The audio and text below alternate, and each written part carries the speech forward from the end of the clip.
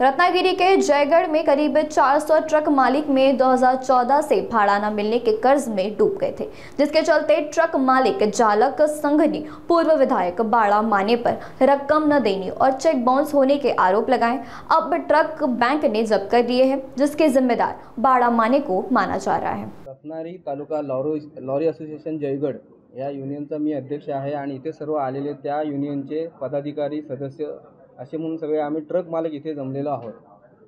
आमचा एक विषय असा होता की 2013ला बाळा माने यांच्याकडे आमच्या गाड्या चालत होत्या 2012 पासून वगैरे 2 वर्ष व्यवस्थित चालल्यानंतर त्यांनी आमचे पैसे नंतर द्यायचे सगळे थकवले पैसे।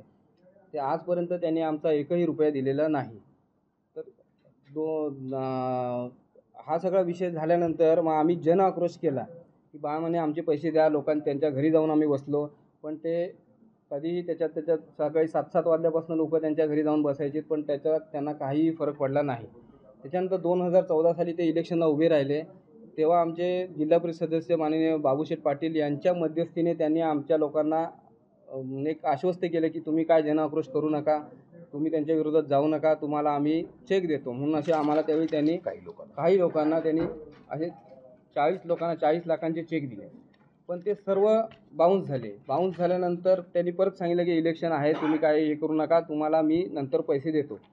त्यातल्या आमच्या काही लोकांनी ते चेक बाउन्स करून त्याचा कोर्टाकडून पैसे मिळवले। त्याच्यानंतर परत त्यांनी हात वर केले। आम्ही रोज पण त्यांच्या घरी जाऊन बसायचो, पण त्यांना पैसे द्यायचं काय त्यांची नियत झाली नाही।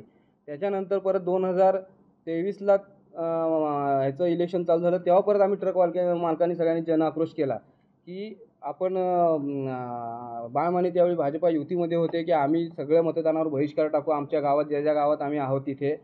तेव्हा उदय सामंत साहेबांनी मध्यस्थी केली की तुम्ही असं काही करू नका, राणे साहेबांचं इलेक्शन आहे। तर त्यांनी मध्यस्थी करून तेव्हा आम्ही त्यांच्याजवळचे आम्हाला थोडं फुलाची पाकळी सामंत साहेबांनी आम्हाला दिली, तेव्हा परत आम्हाला विषय हा थांबला। याचे साक्षीदार स्वतः राणे साहेब पण आहेत। हा विषय झाल्यानंतर त्याच्यानंतर परत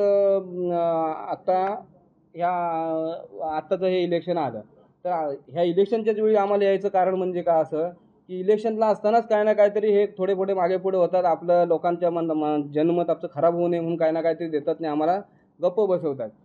असा आत्तापर्यंतचा इतिहास आहे। पण बाळा माने, मी आपल्या पत्रकार परिषदेद्वारे सांगू इच्छितो की बाळा माने हे थापा मारणारे एक नंबरचे आहेत। त्यांना स्थानिक लोकांबद्दल काही आपुलकी नाही आहे। आमची गरीब ट्रक मालकांना त्यांनी रस्त्यावर आणलेलं आहे। तर रत्नागिरीतल्या जनतेला मी आवाहन करू इच्छितो की यांच्या भूलथापांना अजिबात कोणी बळी पडू नका।